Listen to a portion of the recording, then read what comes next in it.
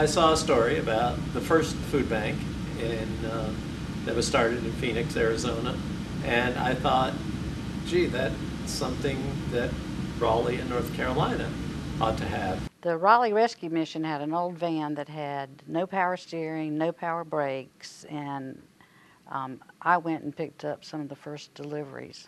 It wasn't easy because we had almost nothing to work with. The people that worked for the food bank, the three that worked, had a lot of ingenuity. Bernie called the weightlifting team at State, who came out here, and every weekend they would do this. The food would arrive Friday night, and Saturday morning they were here. They would unload the truck, and the truck went back. A couple of months after I moved back, Hurricane Andrew hit. So I wrote a check, and I came out. I said, well, I have a check, but is there anything I can do to help you all out? And this was like about 10 in the morning. And somebody said, yeah, you can answer that phone over there. So I went over there and answered the phone. At 9 o'clock that night, I was still answering the phone. And 18 years later, I'm still answering the phone.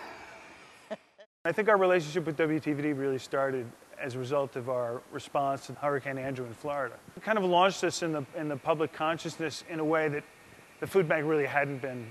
I had finished breakfast and the phone rang, and I wondered who that might be, but it was Jack, and Jack said, Ron, I understand that you've got a campaign going on at the food bank, and I have something that might be of interest to you. I saw an article that the food bank was looking for more space. I said, Jack, that's our building. The food bank needs our building. Kirkpatrick says, why don't you just donate the warehouse to the food bank? I said, what? Unexpected Saturday morning call. Just before Hurricane Floyd, the food bank started the Greenville branch, which was extraordinarily fortuitous. And then a week or 2 weeks later, Floyd hit and flooded most of Greenville, but it didn't flood our building. I saw a whole lot of water. I mean, water was everywhere.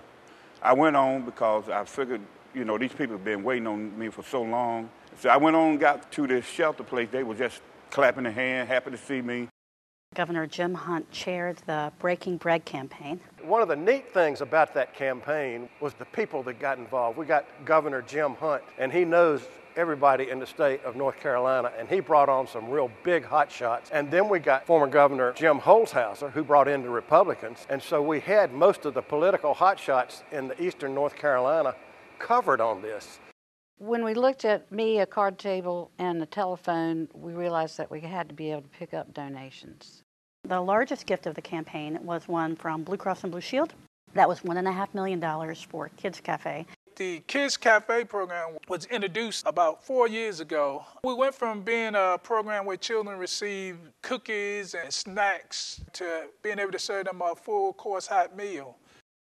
Richard's Fine Foods came aboard several years ago, and in the last 5 years, they've donated roughly 8 million pounds of product, and we're grateful to have them as a donor. Between Food Bank and Walmart, we have trucks go right to their stores 3 times a week. We have 41 stores in our 34 county service area that we're picking up at.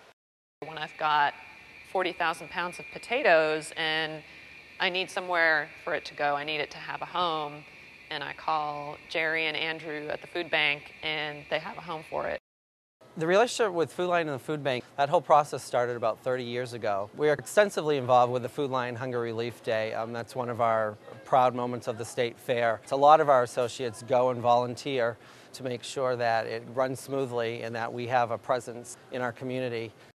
People who don't even have as much come out and give, and I'm always surprised by that. Just everyone tries to do something because they really believe there's someone else who's worse off than they are. Without Governor Hunt's Office of Volunteer Services, we would not have been able to get off the ground. You here in Raleigh and the one in Durham make the volunteers feel important and proud to be doing this kind of work.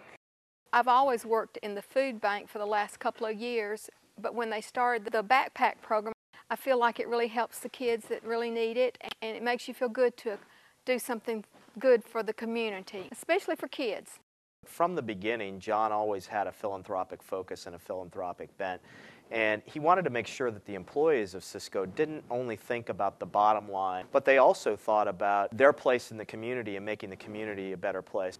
And I attribute that fully to John Morgridge being involved in the company since 1988. It's supported from the highest level from our CEO in the sense that giving back is very important. He himself is an example, so it kind of inspires us to give back.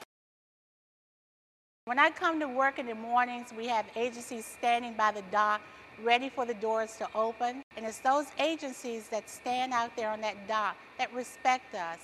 I feed 180 men and 96 women, 3 meals a day, 365 days a year. I use the food bank as a resource to be able to supplement what I have to purchase for nutritious, wholesome meals for my clients. When I come in and see a place like this, in the room that I'm sitting in, to think that there's this many people that support this organization, it makes me feel really good that it's going to last. 30 years is a heck of a marker. It speaks to the need for food banks in this country still, and unfortunately in this recession we're in, it speaks to a more pressing need than ever. When you really do get people who've got the heart and passion, you can do anything. And I think the food bank is really a testimony to that. Happy 30th anniversary, Food Bank of Central and Eastern North Carolina.